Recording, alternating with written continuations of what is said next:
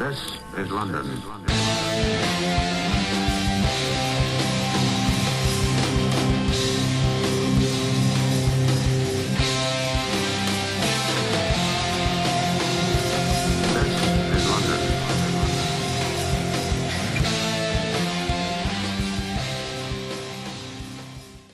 Welcome, ladies and gentlemen, to LDN Underground. I'm your host, JKS, and this week I'm going to be joined by the giant of LDN wrestling, Crusher Curtis.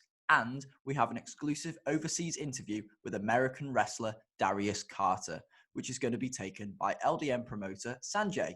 And a special surprise guest joining us at the end of that interview, so be sure to stay tuned for that. So, ladies and gentlemen, without further ado, it's time to introduce my first guest for today's episode, Crusher Curtis. Crusher, welcome to the show. Thank you so much for joining me. Thank you so much for your time. How are you doing? How are you dealing with lockdown and sort of the epidemic at the moment? Obviously, thank you very much for having me on. I am absolutely loving it at the minute. The sun's out, you know, it's not raining, but I haven't punched anyone in the face for a while, so I'm a little bit tetchy. Yeah, I think most wrestlers are at the moment, no matter how much sunshine you get. It's all right. It's all right. I'm doing my at-home workouts. I'm going training outside, going for walks and stuff. It's all right. It's all about a positive mental attitude, and you know, tough times don't last. Tough people do. So as long as everyone wears a smile, we'll all be all right. Yeah, it's definitely true. You just got to make the most of it. So this leads us on nicely to, you're known as quite one of the most vocal members of the British wrestling community, you know, and standing at over 6 foot and 20 stone. You're not a big fan, I'm told, of sort of the smaller wrestlers or the cruiserweight sort of style sort of wrestlers. Do you want to tell us a little bit about that in terms of the kind of wrestler you like to work with and what kind of style you like to sort of run? I like the first question. Bloody good question. I don't have a filter. I speak my mind, and it upsets a lot of people. And I think where it upsets a lot of people is I'm just a really angry, double-hard person that people can't shut up. If you want to shut me up, book me on the show and try and shut me up. I don't have a problem with cruiserweight wrestling. In fact, I quite like cruiserweight wrestling. What I do have a problem with is wrestlers that look 12-year-old and that are allergic to going down the gym.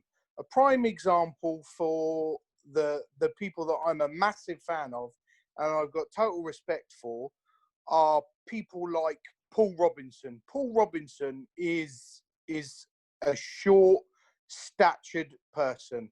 But when he takes his shirt off, that guy looks like an action man. Now, my biggest problem with all of these wrestlers is they keep crying that they don't have time to go down the gym, yet they've got time to spend 3 hours a night watching wrestling clips and Raw or NJ, whatever it's called, or I don't know what most of the feds are, but these 12-year-old looking boys are on wrestling posters and they're on shows, and it looks a bit silly. I mean, I've had comments from close family members say, how is that bloke in the ring supposed to be scary when he looks like my 12-year-old son? That's my biggest bugbear. You can by all means, you know, do all your cruiserweight stuff and all your flips and stuff. And I love wrestling super indie, flippy wrestling matches. But in the same breath, if you look like a 12-year-old boy or you're a skinny, fat 25-year-old, you are just, unless you fly like Will Ospreay or you wrestle like Zack Sabre Jr., you need to get your ass down the gym. Yeah, that's definitely something, because I'm possibly one of the smaller wrestlers sort of on the scene or on a card. Normally I'm sort of towards the end of one of the smaller wrestlers, but I definitely agree with you to the same degree. I take training very seriously, consistently work in the gym, make the most of my physique. You know, no matter what stature you're at, it's about making the most progress you possibly can and always trying to improve that physique and look towards being at that stage. Whereas I think possibly what you're saying is there's a lot of people who don't even try to move towards that position. Oh And man, I get so many wrestlers. It's almost like they're allergic to going down the gym. They don't seem to understand that you need to look the part, or you need to wrestle like Zack Sabre Jr. or Will Ospreay. And to those two guys that I've just mentioned there, they train their absolute backsides off. Look at Will Ospreay now. Will Ospreay's in amazing shape because he's hitting the gym. yeah, Zack Sabre Jr., amazing shape because he works his behind off in the dojos and at home doing all the squats. When all I hear wrestlers nowadays with their excuses, or oh yeah, I don't go down the gym, I just practice wrestling drills, or let's go to the gym. Like, when there's so many 24-hour gyms, it's unreal, and they only cost 15-20 quid. So as far as I'm concerned, their excuses are about as weak as they are, and when they stand in the ring with me, it's just laughable.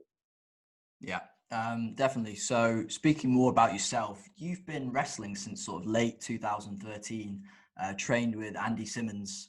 What was your first training session like, and kind of what influenced you to get into the business and want to start training?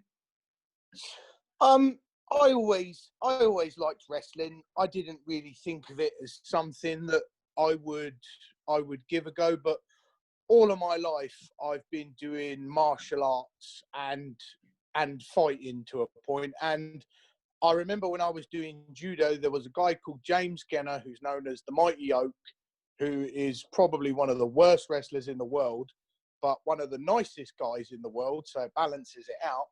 And he mentioned to me, because I was doing judo down in Portsmouth, I bumped into him.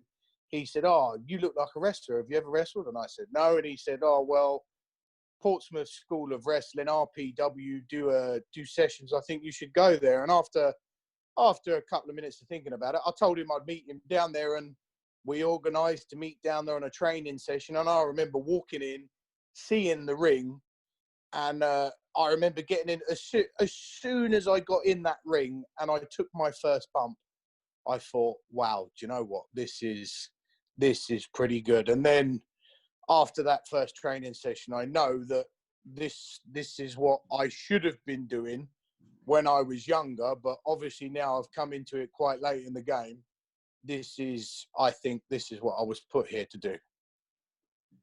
Yeah, so it was something really about it was that first training session that sort of magnetized you and draw you to actually really wanting to make the most out of this, despite, perhaps not getting into it at a younger age. That was what brought you to it. Oh yeah, absolutely. I mean, that training session was good. I mean, it's uncomfortable because you're the new guy there and everyone's looking at me because of the way I look. And Andy Simmons, who's again, he's not only my trainer, but he's my mentor and my close friend. He kept popping questions at me as I'm running around the ring, trying not to look knackered. And it was just going through that session, just getting my hands on people and throwing them around, because like I'm a first dan in judo, so taking bumps for me isn't a big thing. Throwing people, lifting people isn't a big thing for me. And I've done strongman and powerlifting, so again, I can press, I can chuck, and it's just it was almost like, wow, this is really fun. And if I can punch someone in the face, then that's just made my day, because that's what wrestling is at the end of the day. Wrestling for me is being able to punch someone in the face and not get arrested for it, and I love it. Yeah, so really it brought everything that you'd perhaps done prior in your life all together into this, one thing that you could do, and also have that opportunity to hit someone square in the face. So you obviously have been wrestling with LDN for a while now. How did you first hear about LDN and sort of approach them in that initial period? Yeah, that's a bit of a strange one. I mean, as you're coming through as a trainee, you get fed drips and drabs, and you work for this person, you work for that person, and you hear about different places to work and different places not to work. And and LDN was known as one of the bigger companies to work for, like All Star and Premier Promotions and stuff like that. And it never really crossed my mind, to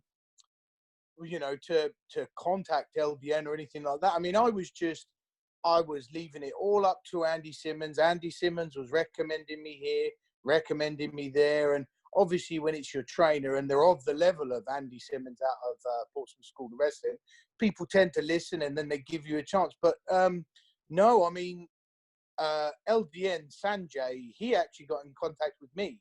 He messaged me, and I remember checking my messages, and it was from the night before. And it was, hey, Crusher, I've heard a lot about you. Do you fancy coming to wrestle tonight? And I thought, oh, no, I've missed the opportunity. So I shot him a message back saying, look, listen, I've not checked my messages. And he went, oh, well, funny you should message me back today. I've got a show, Isle of Wight today. Do you fancy it? And I live in Southampton. I could pretty much walk to the terminal point. I wasn't doing anything that day. I checked in with my trainer Andy at the time because, again, I was still looking to him for advice. I always go to him for advice, just to be fair. But yeah, I shot him a message saying, listen, I've got a chance to wrestle for LDN.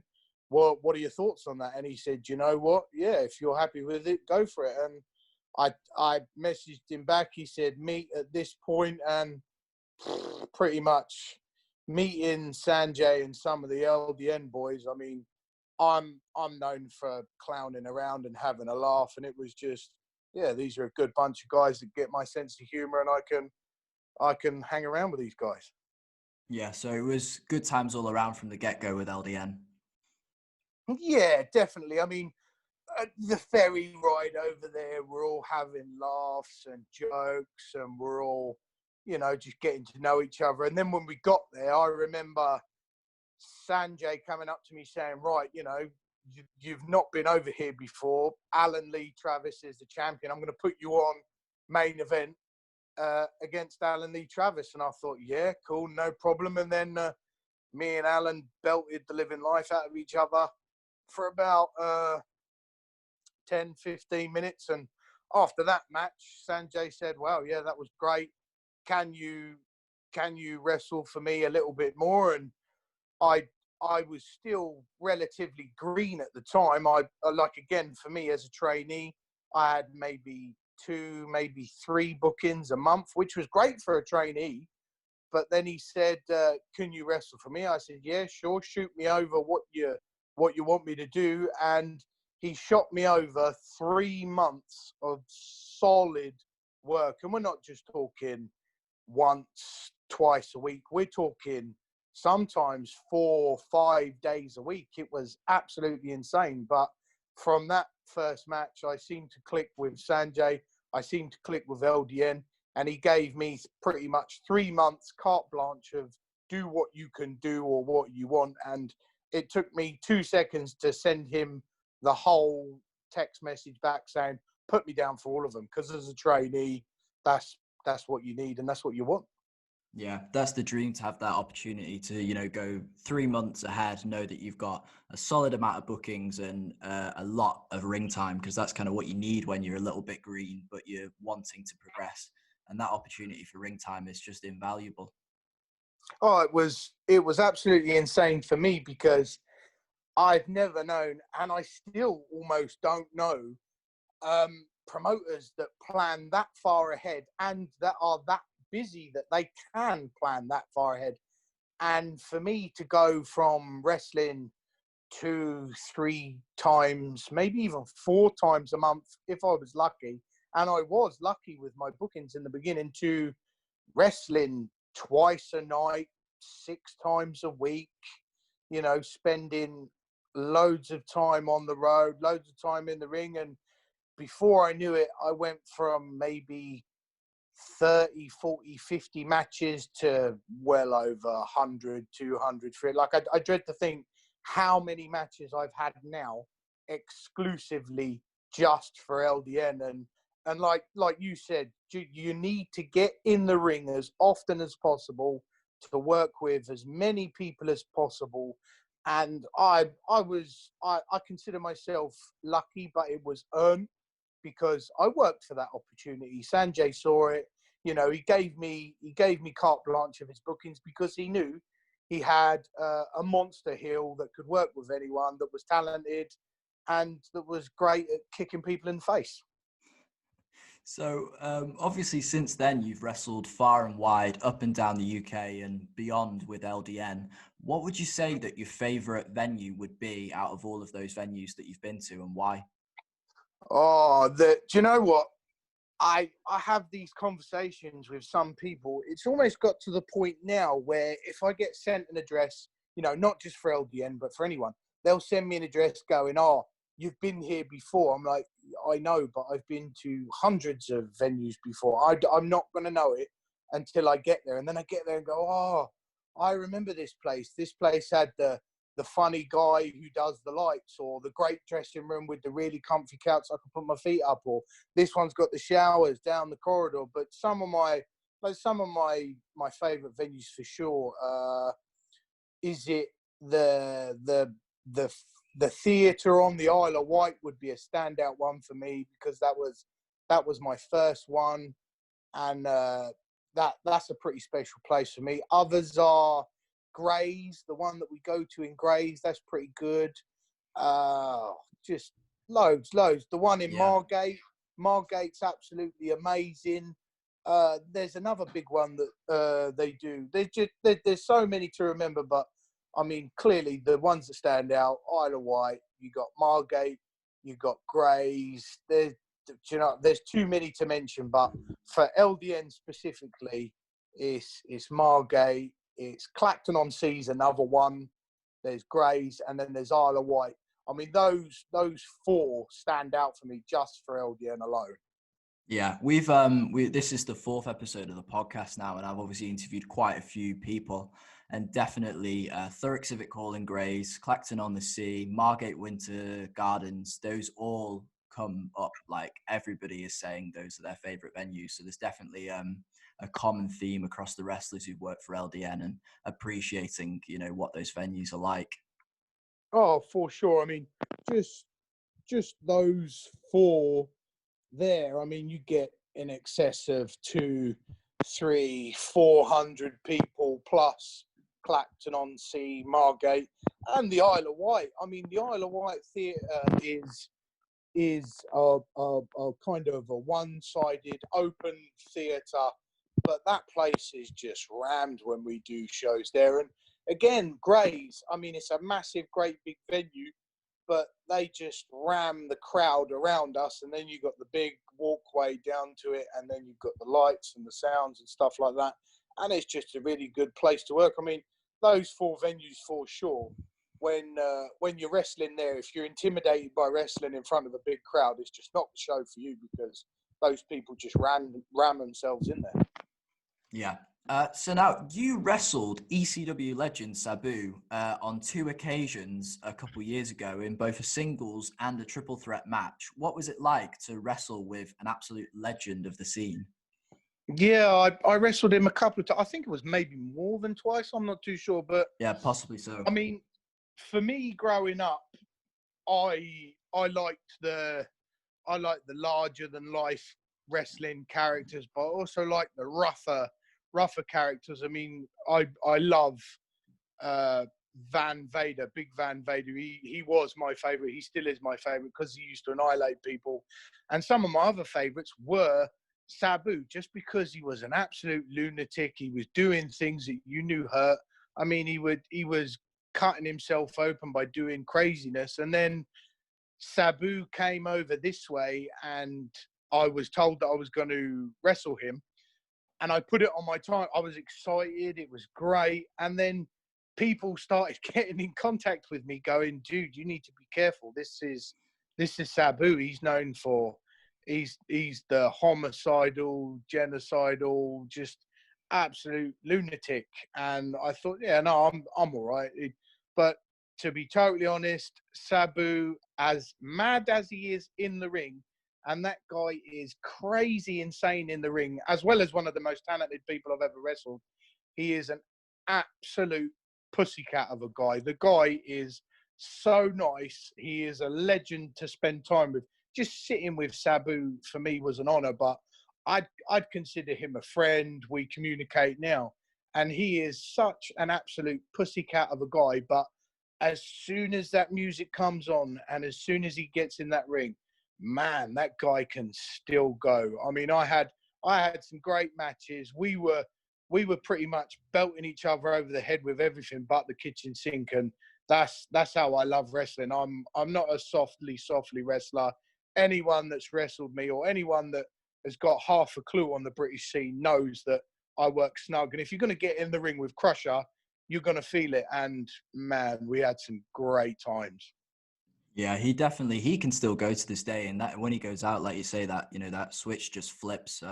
I've seen him, the last year having matches over in America with Impact and so on, and he's just been absolutely killing it still to this day. He's insane. He was doing the super cool indie crazy stuff before it was super cool crazy indie stuff, but he's also doing the super cool crazy indie stuff better than most of the guys that are known now for doing the super cool indie crazy stuff. The guy, I don't know, the guy's obviously drinking from the fountain of youth or something, because he's still doing things now that he was doing back then, and he's doing it a lot better than the mainstream guys are doing it now. Yeah, without a doubt. So really a huge opportunity to have those matches with Sabu. So you took a break from October and then returned in February to sort of heal your wounds, take a little bit of time off, I'm told. What was it like sort of stepping away or stepping back a little bit and allowing yourself a little bit of time off? To be honest, I didn't mind it. I mean, it got to a point where I was pretty much flat out wrestling full time. And I'm a big guy. I'm 6 foot plus. I'm 20 stone plus. I lift stupid, crazy weights in the gym. But it gets to a point where I get kind of a niggle or a shoulder pain or a hip pain or this pain or that pain. And don't forget, like, I'm 40 years old now. I'm not 20 or 21 or ever old people are nowadays. So it kind of gets me a little bit every now and then. I'm very lucky as well because I've not had, touch wood, a massive major injury that I have to get surgery, I have to have it looked at and stuff like that. So yeah, I mean, my body kind of tells me when I need to rest it, like from the gym and wrestling.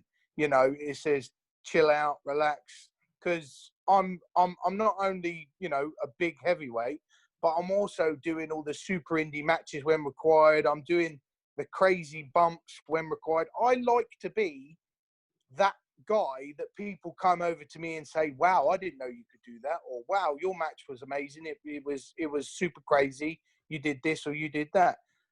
Doing that thing every now and then is fine, but when it starts to get a little bit niggly and I'm sat in a small car or I'm sat in the ring van with Sanjay driving, trying not to die, it's a bit, sometimes I need a little bit of a break, and a little bit of a break can definitely go far if you're looking at this thing long term. And I honestly believe I can, as long as I'm not a mess in the ring, I've got loads of years in me as far as I'm concerned, because my bump card is unlimited due to the heavy background in martial arts. So yeah, when I get a few niggling pains, it's just time to chill out, relax, and have a month, maybe 2 months off. Yeah, definitely. Now, obviously, we've established this before and obviously come across you're an outspoken, unregrettably kind of person, and you're known quite well for the kind of promos that you do. What's your sort of inspiration when you're you're hitting up a promo or you're doing a segment or anything like that? For that, oh, wow. I've one of my jobs, I've been a doorman, and to be a doorman, especially in some of the places I've worked, I've been called all the names under the sun. Like, we're not just talking about fighting as a doorman, we're talking about talking as a doorman.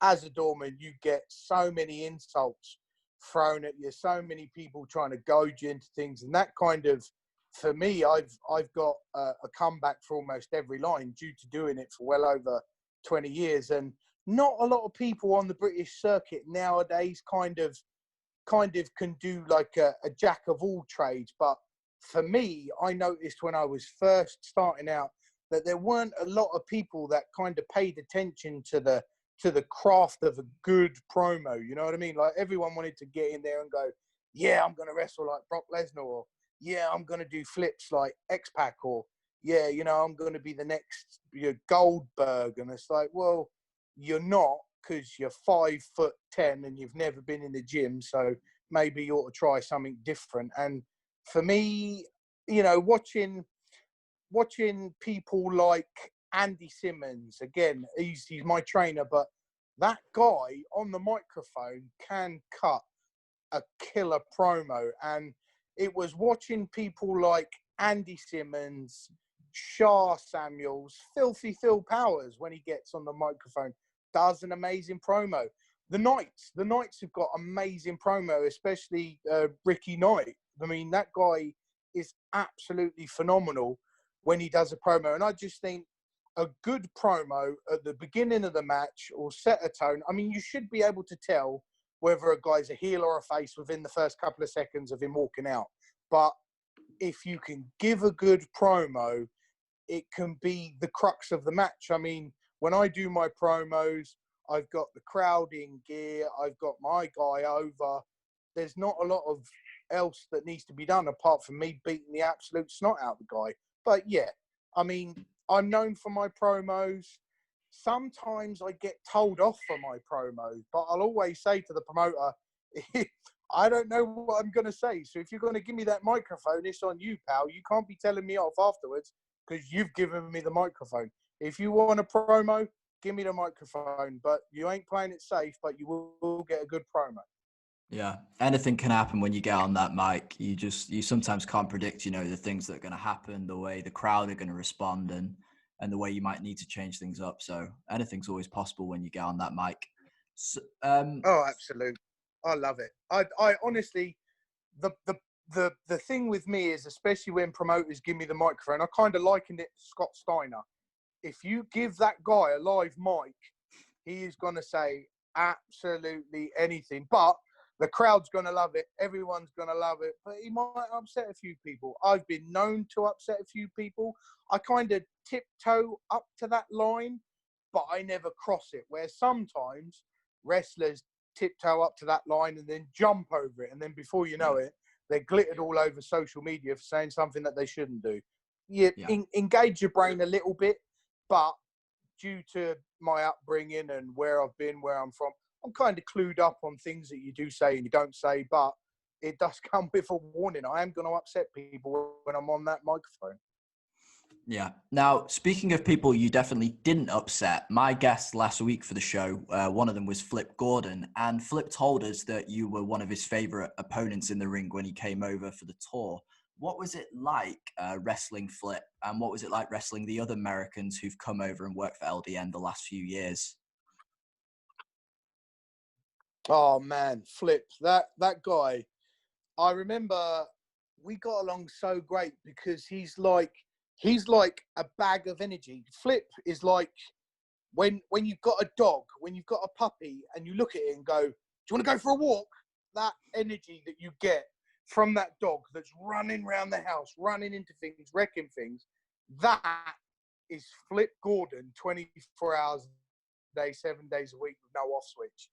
And I'm a bit of an energetic person. I love to get up to a bit of mischief. And for me, Flip Gordon was a reflection on my personality. And that guy as well is just crazy talented. And some of the things that Flip and I were doing, I mean, Flip would suggest doing something and I'd go, you're having a laugh, right? That's going to kill you. And he says, no, I'll be all right. And there was a spot where I German suplexed him over the top rope and he went onto the floor. And I'm not sure how he landed, but he managed to land safely. I mean, this was a Clacton-on-Sea or Margate, one of the two.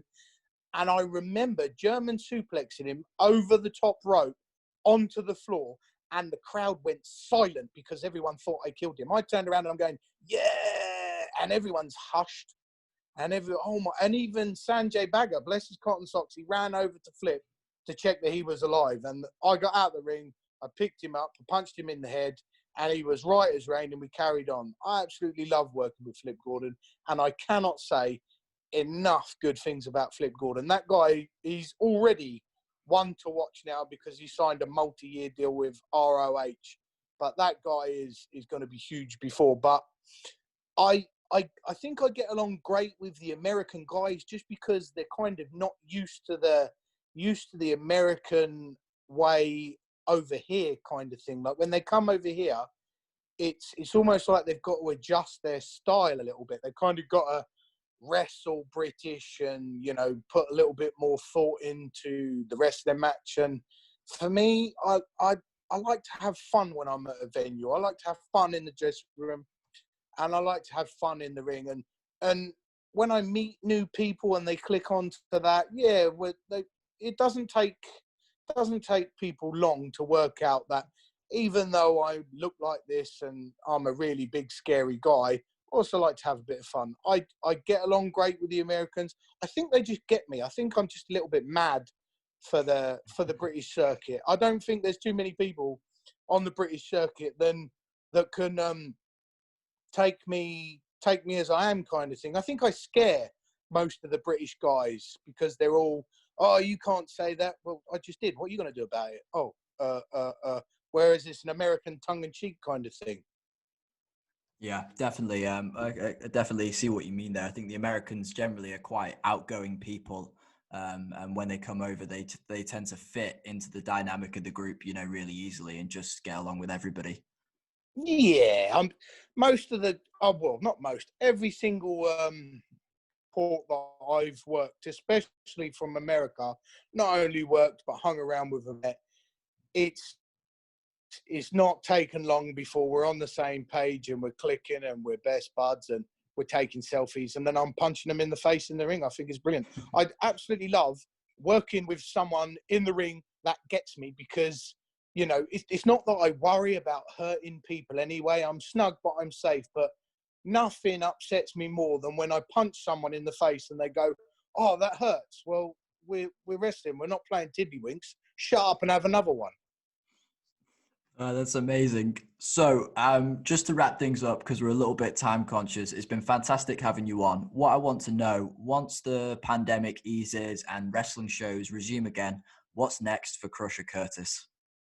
I will continue to do the same since day one, which is speak my mind, upset the apple cart, get banned from every promotion because I beat their baby faces up and everyone's scared of wrestling me.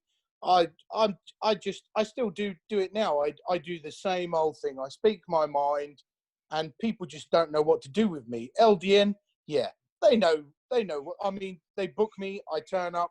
I do my match. I entertain the crowd.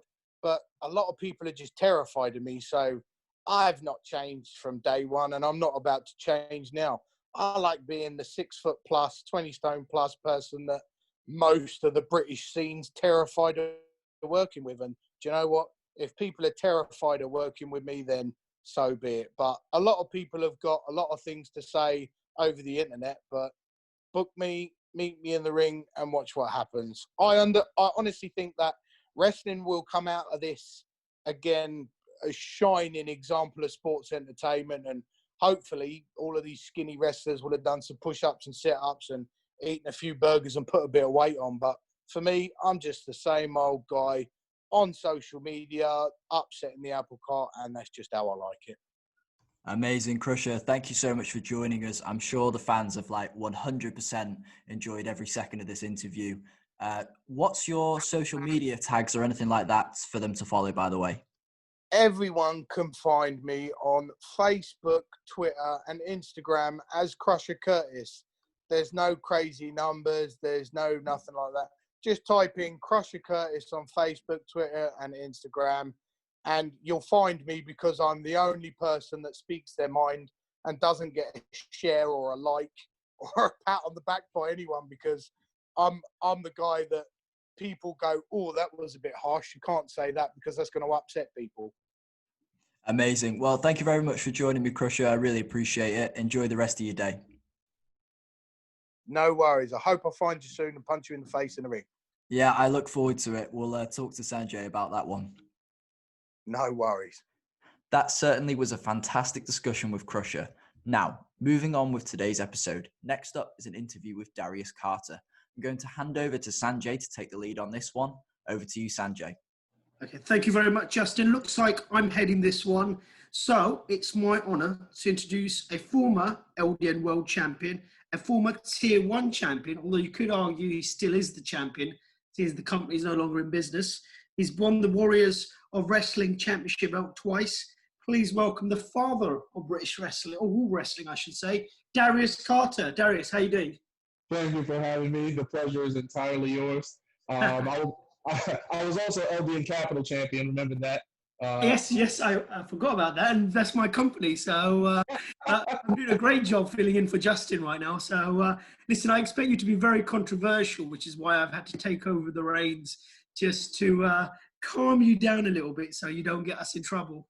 I'm just going to be honest. I'm always honest. So you had me on here because you want the truth. So I fell. That's it.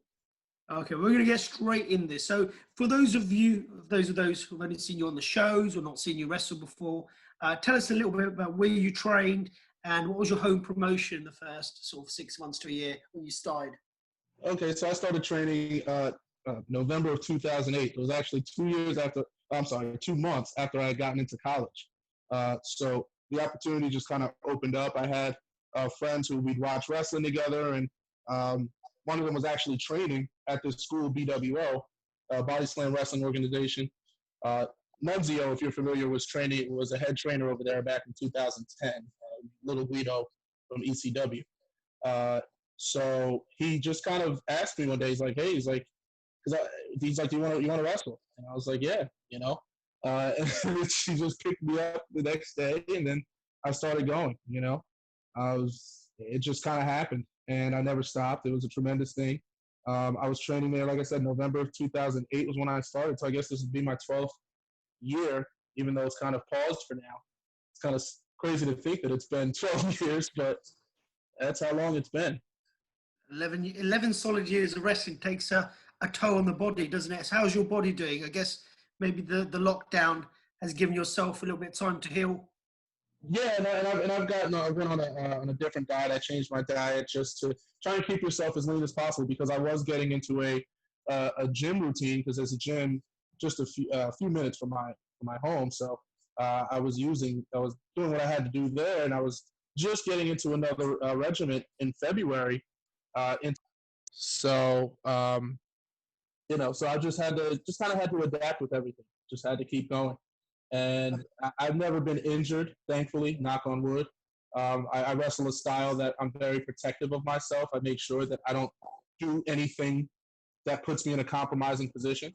So to go 11, 12 years and not get injured, and to have been doing this ever since, I never took an off period. I never didn't wrestle for 3 months or 5 months or anything like that. I was always wrestling. So that's its own gift, really. It's good. It's good to be able to still do it after 11 years and not feel the knocks on the body. A lot of wrestlers come on and say, like Crusher was on just a little while ago, telling us his body just needed a little break. But it's good you're still going on. Now, I want to move us straight on to the wrestling scene in New York. It's a lot different to what we do here in England. Or there are some familiar promotions that like that. Now you wrestled for Fireborough Wrestling, you wrestled for Tier 1 Wrestling, BCW, and a host of other New York wrestling promotions. Tell us a little bit about the scene where you live. Yeah, and it took me a while to get into the New York scene, because I had my first match in April of 2009. I didn't get into the New York scene until maybe like 2012, 13, maybe that time. It's different. I mean, it's a New York territory per se. I like to use that word. I don't want to bastardize it, but territory. A lot of them were competitive with each other.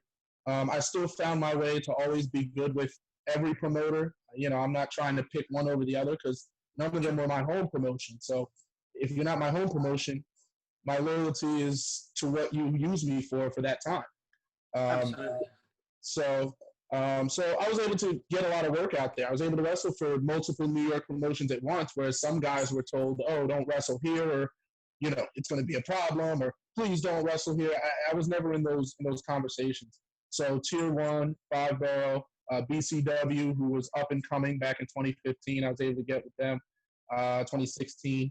So I just always kept myself rooted. And my home promotion, BWO, they went out of business as well. The school went defunct. So my loyalty had transitioned really to Warriors in New York. Warriors runs every month, and that's what I liked about how you ran shows is, you just keep going. And a lot of shows, they only run once every, 2-3 months. Warriors, every single month, their fan base is dedicated to storytelling. They know what's going on. They're not a dumb crowd. So that kind of became the home from there. Absolutely. I also think it's hard to ask a wrestler to show loyalty when you're running 3 to 4 shows a year. Like, what loyalty can you show them above anybody else when you got 3 to 4 shows a year? Like, what is that? You know what I mean? Like, Warriors, as you say, run once a month, which is a lot for American company. But, it's when these people come up to you and they've got 4 shows booked and they want you to drop every other single plan that you're doing in New York and make them the number one priority. Yeah, that's what they tell you. And then they're like, oh, don't try not to face this guy or try not to accept this match or that. I'm like, come on, man. It's like, if you're wrestling, as you say, 4 times a year, or even if you're running 6, 7, the point is, if you're running every other month and I have a weekend that I have to fill up, I mean, I want to be committed to you, but what do you want, my blood? I mean, you can't. I'm not the one who's booking the matches. If you want to book me against this wrestler, and that's the one you want to use me against in 2 months from now, that's not my call. I'm here to wrestle and get paid. Absolutely. And one thing about the New York shows as well is the length of them. I was quite surprised. I know American shows are quite long, but I came to Tier 1. I think it was I know there's a lot of problems that day with camera crews not arriving on time or whatnot, but it's like 4 or 5 hours. And 5 boroughs did about, I think, 4-hour shows as well. And I was just sitting there thinking, really, it's so long. Yeah, oh my goodness. And imagine being in that locker room. It's, I've been there, isn't it? It's Tier 1. I don't have to, I don't have to say you imagine, but I guess anyone listening to this, if you're not a wrestler or you're not in the business like us, you can only imagine. But, you're match 5 and you're waiting an hour and a half for your match to come up. And you're just like, it's not realistic. I just don't understand, and then you feel bad the later you are on the card because, you might have had this big match that you've been building towards, but everyone else, sucked the crowd dry, or they've every emotion that you can give them, they've kind of had, or they're just tired. And now it's 11 o'clock, and you have to go out for your main event. The show started at 7:30.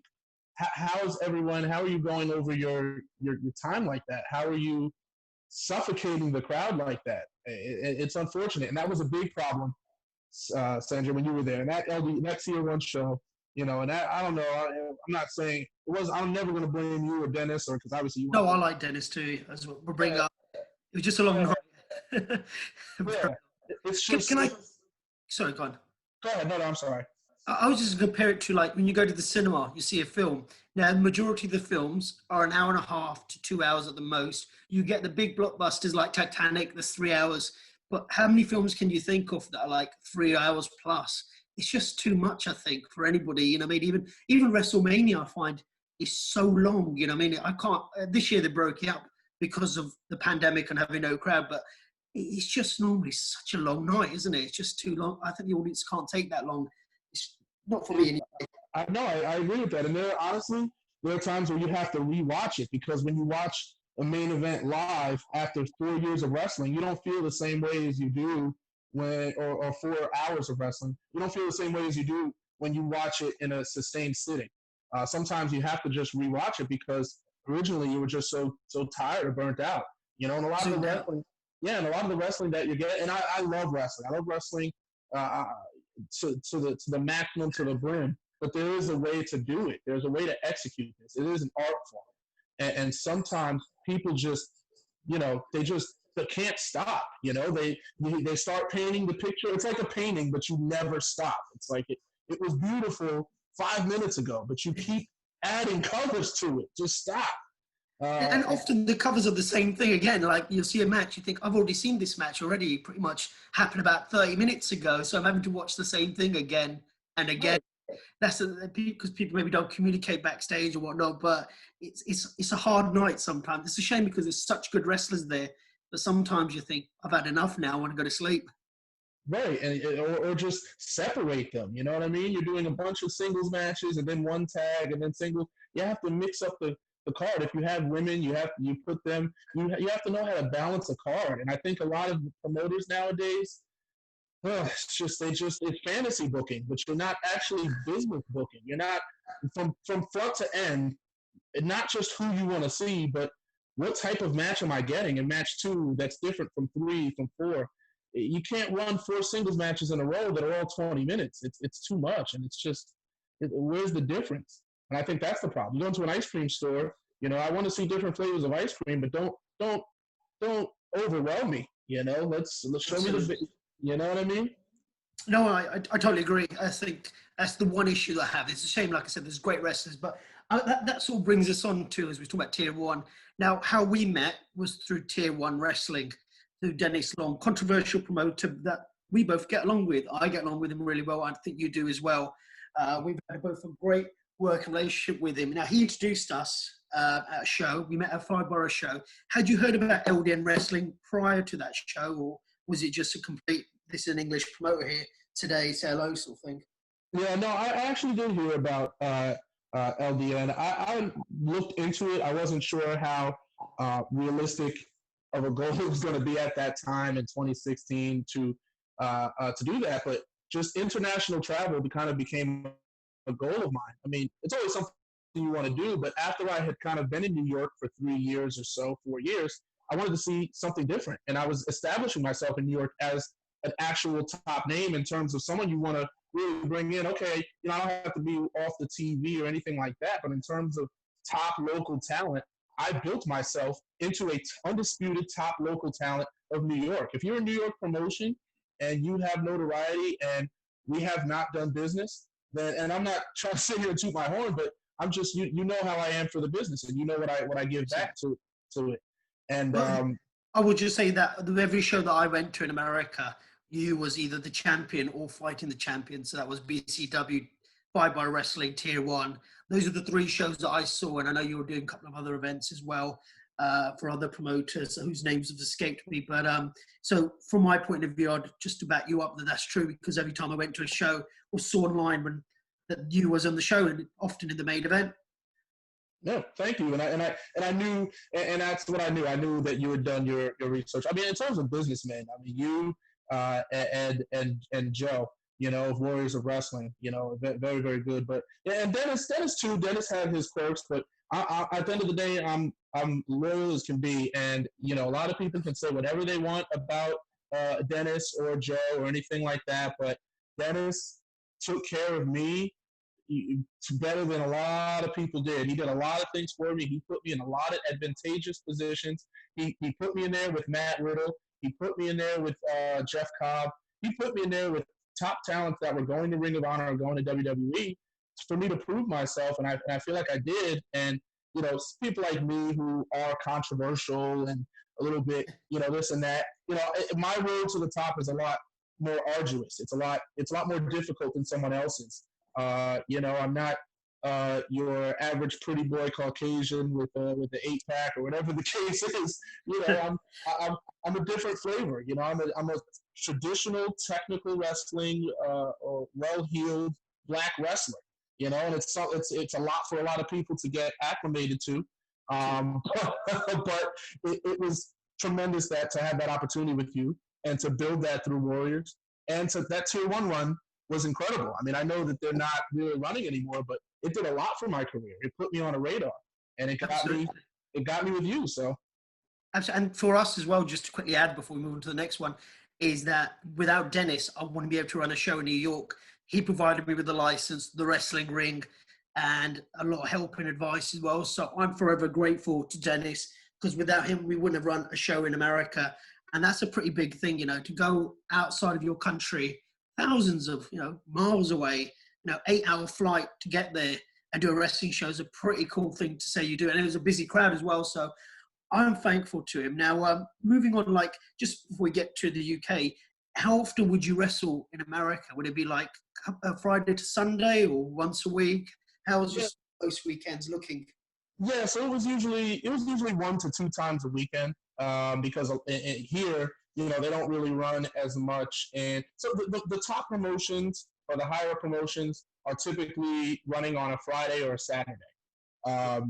So Sunday doesn't really happen too much. Like now, some promotions are trying that, or were trying that before the pandemic, like Pro Wrestling Magic. They started doing some Sunday. Battle Club started doing some Sunday afternoon shows, which is, it's a market, so there's something there.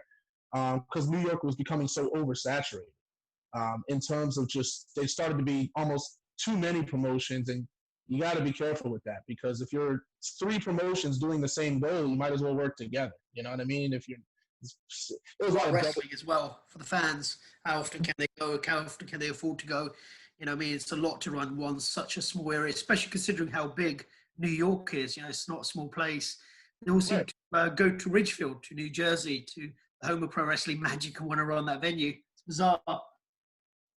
Yeah, it's you have to be a little bit selfless when you're running a promotion, because you have to think about not just the wrestlers, you have to think about the fans. As you said, how much time they're spending, can they stay on their feet? And that's one thing, again, not to toot your horn, but I liked about you is when we were going to different areas, we always, you knew the area, so it was always good to pick your, hey, what's up with this area, this and that, and then I can interpret that in my own way when I'm doing a promo, something like that. My knowledge with your knowledge. More knowledge is always good.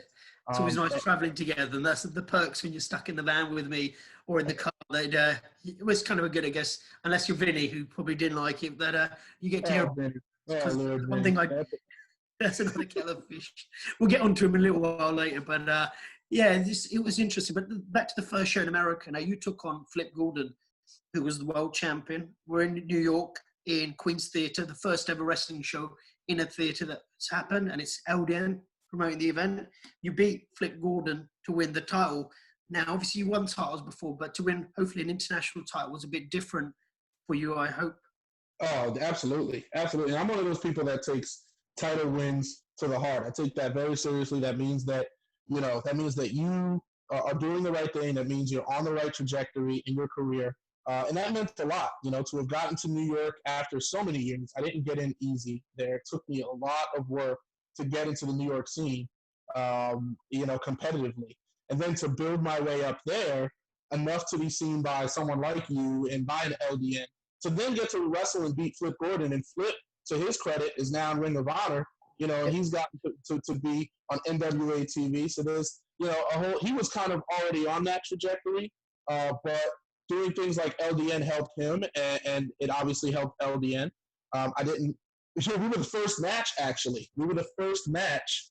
On the way to start the show.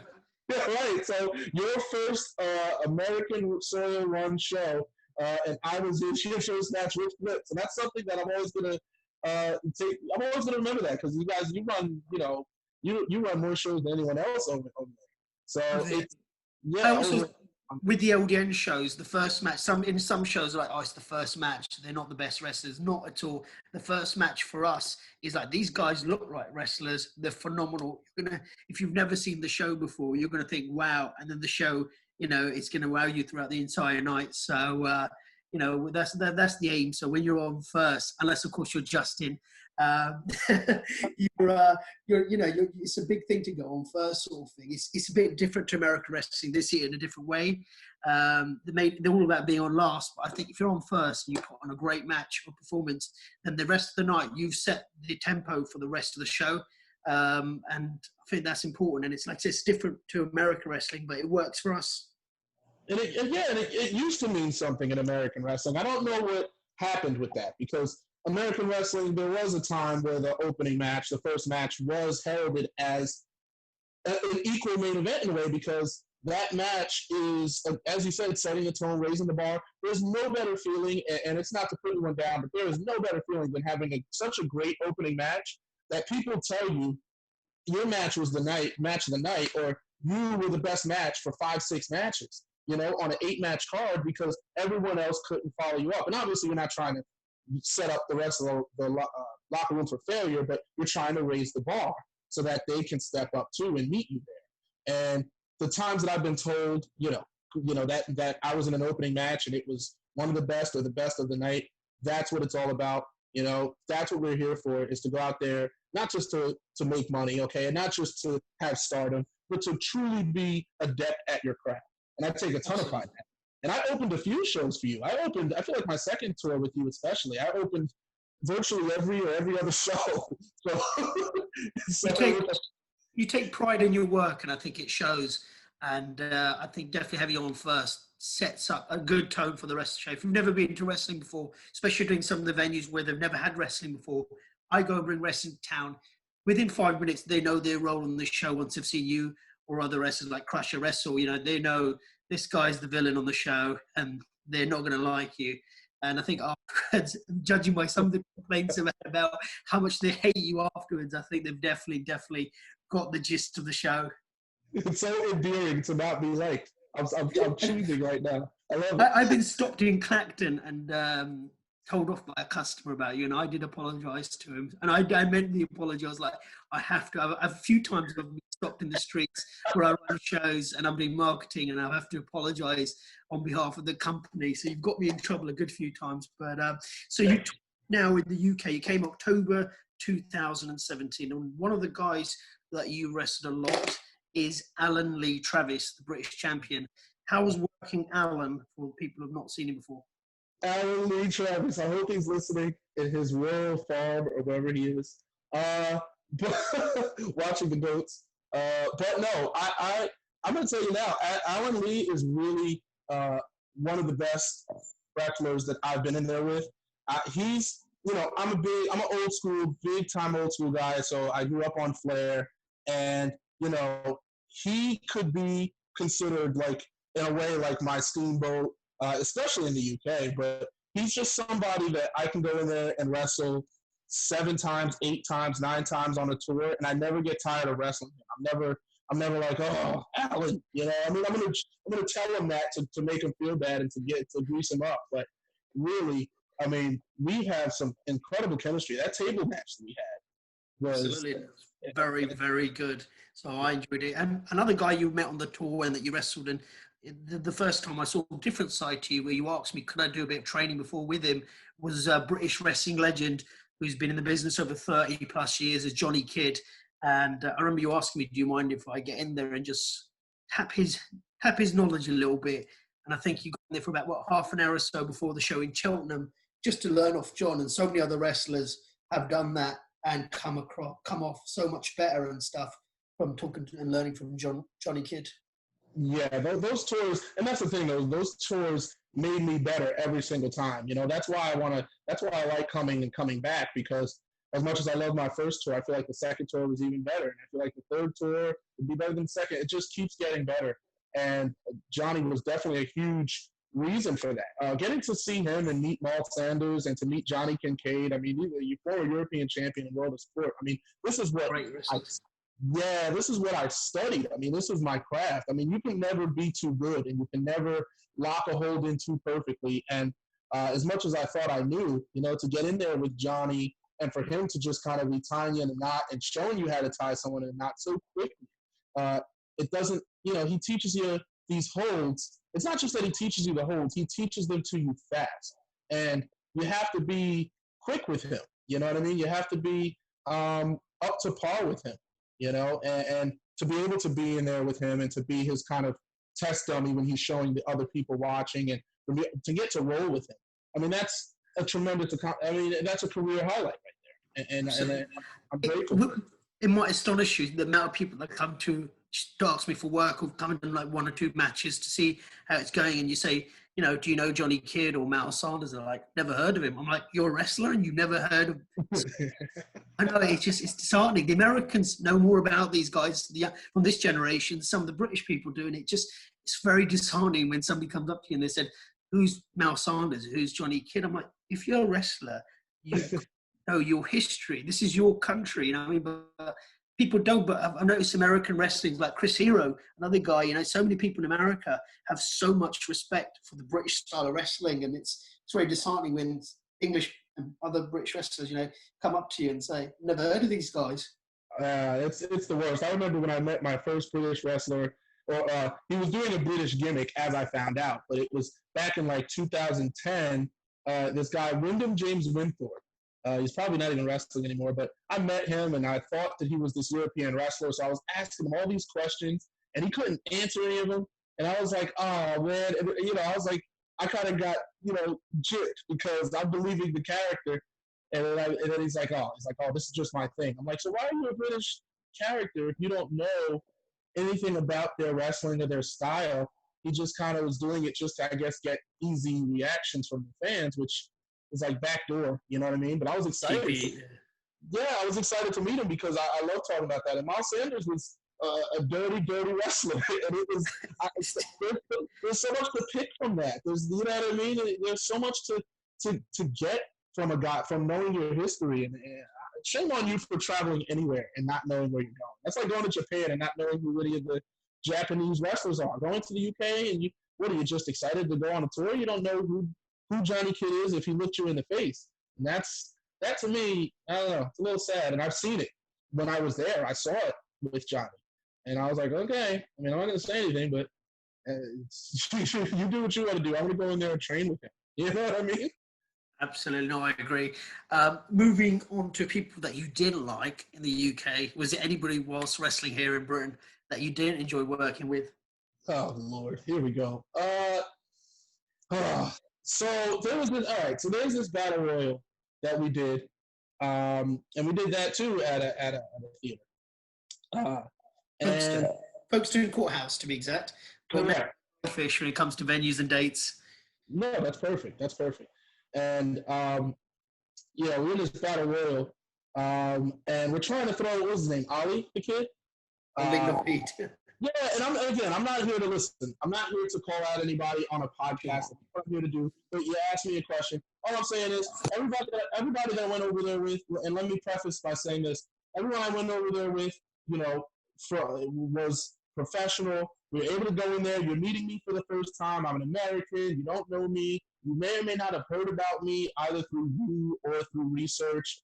And you know, I get it. When you're first meeting somebody, it's not always easy to give yourself to them. But to be in that battle royal, and he was under the mask, and he just wouldn't, he was supposed to, you know, go out, and he wouldn't go out. And a lot of people were having difficulties with him. I'm going to speak on it because other people, you know, they won't say it, and Alan may not say it because he's even less, you know, controversial. He's going to be by the book. But it's like, come on, man, we have a show to put on, and you're not doing your part. And then we're going overtime on the battle royal, and now people, it's like it takes away from everybody. It's not just you. And I think that's a mentality that a lot of people have. It's not just you wrestling out there. It's not just the Ali show or the MJF show. You have to make, you're part of a show. You got to make other people look good. And you have a job to do. And when you won't get thrown over the top, the only way is to throw you out. If there was a pinfall match, we can pin you. Yeah, I'll put your shoulders to the mat. But to shoot so throw someone over the top rope is a little much. And when you can hold on and all this, and he wouldn't go. So they prolonged the match, 5-6 minutes. I mean, I remember coming back from that, and I was just like, I already know what's good. I already know. And I remember just talking to you about it. And it was like, yeah, there's a few times not very few times, probably about twice where we looked at each other. Ooh, what's going on? That brings us to our next tour. We're going to move straight on to the next tour. Poor Ollie. He got a bit of stick from another American, Aaron Bradley, Alex. So a couple of weeks ago, back on. Now your second tour, you was joined by fellow Warrior Wrestling competitor and champion at the time, Vinny Pacifico. He's a lovely young man, done very well. I think he's keeping his name out there. At least he was before the virus. How was your tour with Vinny? Yeah, and it was good. And I see him, you know, he's going out and doing his thing, and he'll talk to me about what I think, and that's really cool. I think we always had, you know, an interesting relationship in terms of just saying hello and communication. But I feel like I really kind of was his dad. I was his father on this trip. I feel like I nurtured this man at the teat, and I feel like I feel like I was one step below basically clothing this man and sending him out for school. I mean, it was like we were up and watching Star Wars, and I'm showing him the difference between heroism and villainy, because there's a lot of things he didn't understand. We'd stay up talking about wrestling, talking about the history of wrestling, and trying to really get his mentality to where it should be. Because he's young, he's talented, but a lot of the current generation is all about that quick flippity flam.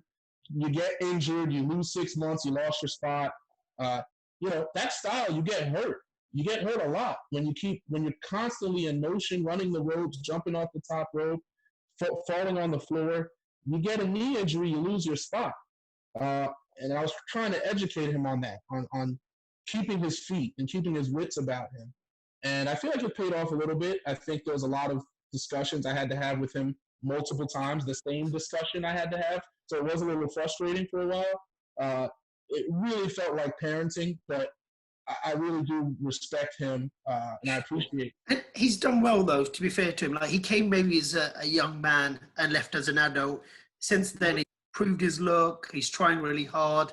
And to be fair to him, he's got out there. He did a bit with Ring of Honor, training with them and whatnot. So fair play to Vinny. I like him a lot, sort of thing. He's completely utterly nuts, isn't he? But he's all right. I like him, sort of thing. So having him 2 weeks around me was a laugh, though. I think I was at breaking point by the end of the tour as well. I thought he's good. And no, he definitely gets his credit. Like I said, he's definitely proved himself.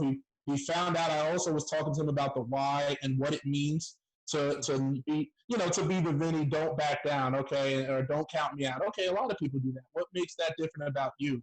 And I think he was able to do some soul searching. He got himself into better condition, and he definitely is doing his thing. And I'm very, very happy for him. And I would like to hope and believe that if I could play a little part in anyone's success, that's what this is about. I'll have mine, and I have my own success, and I will have my own success. But to be able to give to someone like that, and to see them do what they're doing, that feels good. And it feels nothing but. So. Absolutely. We just pause it for a second, Darius. There's a time limit on the top of it. We'll have to probably do another screen, but we're going to fit the next two questions in. I think we've got about 3 minutes and 45 seconds. So we'll start recording again now. So that brings us to the next question about food. Now, obviously, there's a big difference between American food and British food. I took to Nando's, Toby Carvery, we've been to Harvesters. How do you find the difference? Because some Americans love it, but a lot of Americans don't quite get the food. They struggle with the differences and the tastes.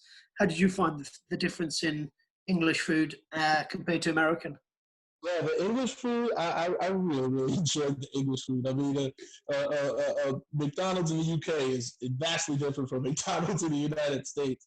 And we were talking about that too. Just some of the things that they allow in their food in America that is not allowed in the foods in the United Kingdom. You can taste the difference. You can taste the difference in the meat. Oh, it's much healthier. I feel like I was eating much healthier in the United Kingdom than I had typically done back here. It made me think, and that's why I was like, I have to, adjust some things. You know what I mean? I was always in good shape and stuff, but you want to maximize. And I always look to that. I always look to like the Ric Flair body. I'm not trying to be a guy that has a 6-8 pack. That's not my thing. But I definitely want to be in as best cardiovascular shape as possible. And the food in the UK is just so much healthier. So much healthier. Absolutely. Next thing is another difference between American and British is the venues. How do you find, like, most American venues for indie shows are like sports gymnasiums, sports halls? Here, for LDN at least, is theatres. Did you adapt to the difference in terms of how the venue's laid out and how it looks, especially with the one-sided venues? For sure. Oh, yeah. Oh, man. The UK venues, man. It's my home away from home. If I was ever going to live outside of the United States, it would 110% easily, no questions asked, be the United Kingdom. I mean, it's just, in England, it's just so beautiful. I mean, Margate Theatre. It's Winter Gardens. It's lovely, isn't it? I could just sit there and just look at it. I could just admire it, and just, it's so beautiful. I love the King's Hall. I thought that was really nice. I think also the Princess Theatre Clacton.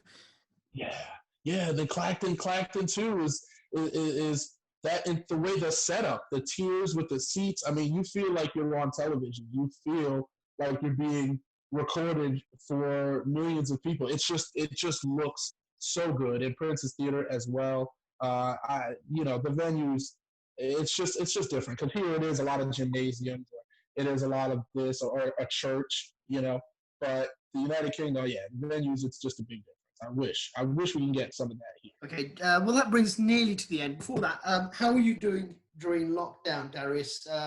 Life's obviously changed for the entire world, not in a good way either, sort of thing. It's a bit of a rough time. How's things for you?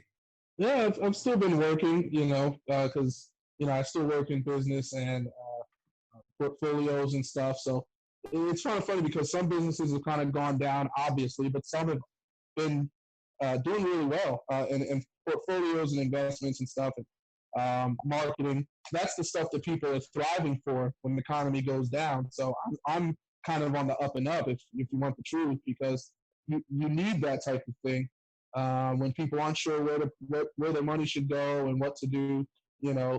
That gives me an opening to do what I have to do. So I've still been working. I never had an unemployment option, anything like that. I know tons of people that have.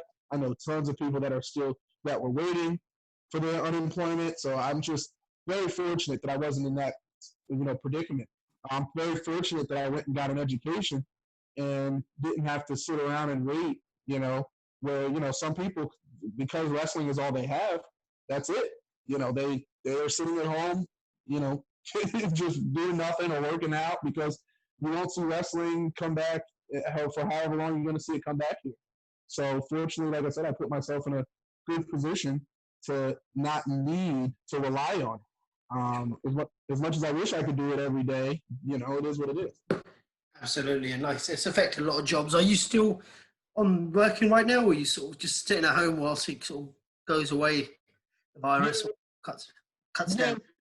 Yeah. So I was able to work from home, but I was going back to my office a lot more. Just I like to work in the office. It's just I like to be in a work setting, I think it makes a difference. It's mentality, it's all to do with state of mind, I think, sometimes. At home, you're a bit more inclined to be a little bit lazy and do things at leisure, whereas at work, this is the time to get things done. So I think it definitely makes a difference. Yeah, I just want to keep myself in the mindset. When I think home, I think relaxation. I think, just lounging or relaxing or cleaning or this and that or whatever I do. And, I like to, if I'm at work, I know there's no games. People know there's a difference between me as a person and me at work. You can hate me at work but love me as a person. Hate me as a person, love me at work. I'm no nonsense like that. So I like to be in the office and just get everything done and have everything, all my office supply, whatever near me, get in and get out. So I was driving back to my office, but I'm not encountering that many people per day. So it's fine. I mean, I'm one of those people that wants to be safer than sorry. So I'm playing it by the book. I'm not going to rush out to a beach or rush out to a mass gathering just because I want to be free. I mean, that's not how that works. Absolutely. I think it's just about being smart right now, isn't it? And making decisions, because I think it's such a scary thing that's happening right now. Anything you do could affect whether you wake up in the next few days or you don't wake up. So it's just such an awkward time. It's just I've never done anything like it. So it's obviously we've stopped running shows right now, and I imagine most of the shows in America have ceased as well, if not all. So it's just weird. And you've obviously got WWE running non-live crowds, running shows without crowds rather. It's just a weird time. Right, we'll let you go, Darius. I've got a special guest here. Normally, I come on the end of the show to tell stories with the guest. As I've interviewed you, I've got someone else. He is the reigning 10-time British heavyweight champion, a man you mentioned earlier. It's Alan Lee Travis here to tell you a few stories you may remember.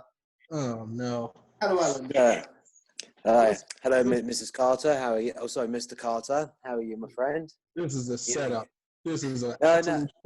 No, it may be a setup. You may not want to hear my voice, but I'm happy to be on this podcast. I've got loads of stories to tell, especially like our matches we've had.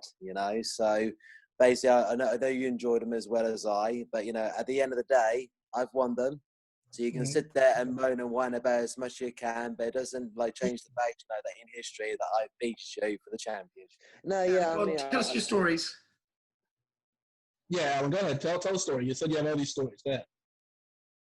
No, I mean, like, so we got like loads of stories to tell. Especially, I mean, despite our like our differences inside the ring, I mean, outside the ring, we've always been like professional one another as well. Especially like up and down up and down the roads, in the UK, especially like sometimes where Sanjay, doesn't have any accommodation for you, so he kindly asked me, oh, would you mind like having Darius open it over in another room for you because he's got like no socks or shoes. So yeah, I do have you like in my guest suite, for a couple of times, but and like, I can remember like those times, like where I take you for like dinner, to the just Patreon or also with little Finny as well, Finny Pacifico, our little man. I mean, basically he was a lot of fun on the road, wasn't he?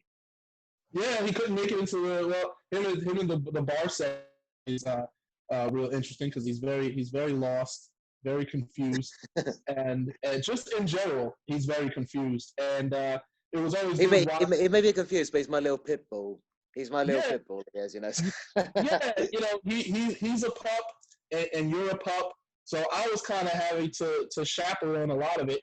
But but no, it was good times. I remember going to the bar. We were talking to the waitress at the first bar who ended up coming and meeting me at the second bar while I was talking to these other groups of people. They're so fascinated by America, which is cool because if you come, from the UK to America, it's that fascination. You come over there, Alan is special in America, and I go over there and they're just not used to, I guess, American language or whatever it is, or just the posture and everything. And yeah. I did bring some of my best suits over there. So it was nice. yeah, definitely. Yeah. I think the fondest suit that you ever brought over to America is the one that you wear to your ring now, isn't it? You got that over in London. It's a very nice ring jacket. Absolutely. Yeah, very tight that was. Camden, I believe. We got it from Camden Market, from the very notorious Camden Market. Oh, that was one of the best buys of my life. I love that. I know. I mean, I'm telling you, I was there. I was there. You looked over to the body mover, and you was like blown away. You was like, you even talked to yourself. He's like, oh my goodness. Oh my. Oh my God. Oh God. That's what you're like. It's like you just got married or something. that sale made itself. And it's cool because you get to negotiate with them. It's fun. I like being at the market. Sanjay is the best because Sanjay is a traveling roadmap. I mean, this man knows everywhere that we're going to. So he'll tell you what to and what not. He'll just be like, here's a good idea, here's not a good idea. And Alan, you always kind of just ended up being somewhere. I don't know how, but you ended up being somewhere. And, he's a spare driver if we get tired. If I get tired, at least I've got a spare driver and Alan pops along. But listen, guys, it's been great having you both on. Alan, thank you very much. Alan did want to say beforehand, I don't think he got the chance to, that he wanted to remind you that he beat you quite a lot of the times in England. So Alan remembers. I remember being more competitive, to be honest, but Alan's very... just very sorry to interrupt.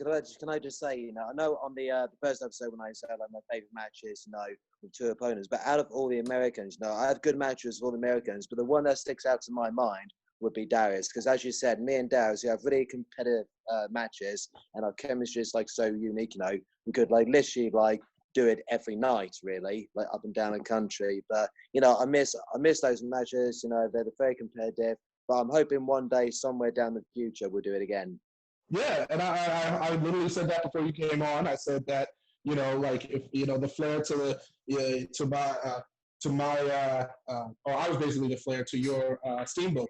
So to be out there and to just have match after match after match, a lot of the times I really did school you in the ring. I know we were competitive in the ring, and I have this struggle, but I really do have a hold on you, and I really do outmaneuver you and outclass you at every turn. So I appreciate that you can come on here and respect me and adulate me in front of all these people listening, in front of Sanjay, in front of Justin, because I haven't met Justin.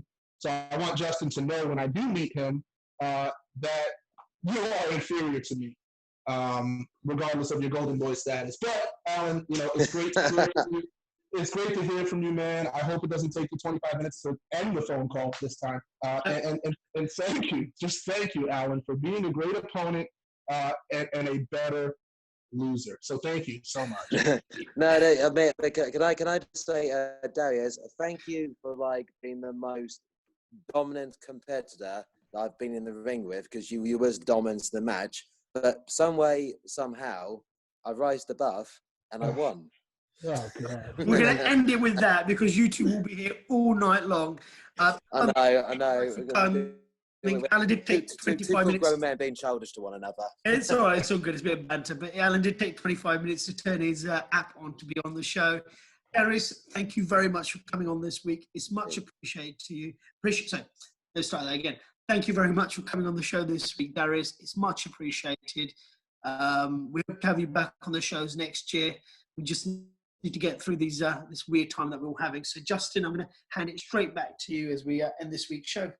Yes, entirely. Thank you very much, both Alan and Darius, for coming on. And thank you, Sanjay, for taking over for that interview, giving me a little bit of a break and also allowing me to listen, because I've been doing, I probably have done at least 7-8 interviews like the last couple of weeks. And I've been talking. And when you're talking, obviously, you're engaged and you're reacting and you're going back to what they're saying, and you've also got, your interviews and your time limit and you're pushing on. So it's actually been really nice for me to just listen to you and Darius chat and sort of hear about his experience in wrestling and his time with LDN. So thank you very much for joining us, Darius. I really appreciate it. And thank you, Alan, for jumping in at the end as well. Justin, also, can I just quickly say that seeing that you've enjoyed it so much, can you PayPal us all 20 quid each? That sounds like a great end to the night. I'll tell you American. Yeah, that'll be really nice. Yeah, thank you. Thanks, Justin. I'll just give you my sincere thanks instead, and maybe a follow back on social media. That's worth about the same. That's not worth the same. That's not worth the same at all. I don't know what type of system of value you have, but that's entirely inaccurate. I bring the value of the BBC, actually. CBBC, but there's some value. There's some value in there. He doesn't even know the initials of what he's plugging. Lord have mercy. Unbelievable. You and Alan are probably a tag team. Yeah. Oh, no, that is something to think about. That is something to think about. Yeah, it's good to hear from you, Alan. I miss you, loaf.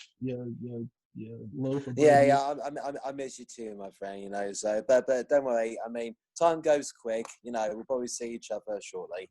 For sure. Somewhere around the world, we'll interact again. We'll lock horns again. I look forward to it. Maybe Justin could be in special ref or something. Who knows? Well, you'll probably be in prison by then, but who knows? Okay, but we'll just wait and see. What a shame. Well, on that lovely sentimental bombshell, we'll say goodbye. Thank you very much both for joining us. Really appreciate it. Enjoy the rest of your day, guys. You as well. Thank you. Thank you. See you later. Take care, Darius. All the best. See you guys. Ta-da. And that concludes this week's episode. I'd like to thank all my guests for joining me and you, the listener, for joining us. Be sure to keep up to date with the LDN social media accounts for all the latest news about next week's episode. Until then, stay safe, be kind, and support pro wrestling. This is London.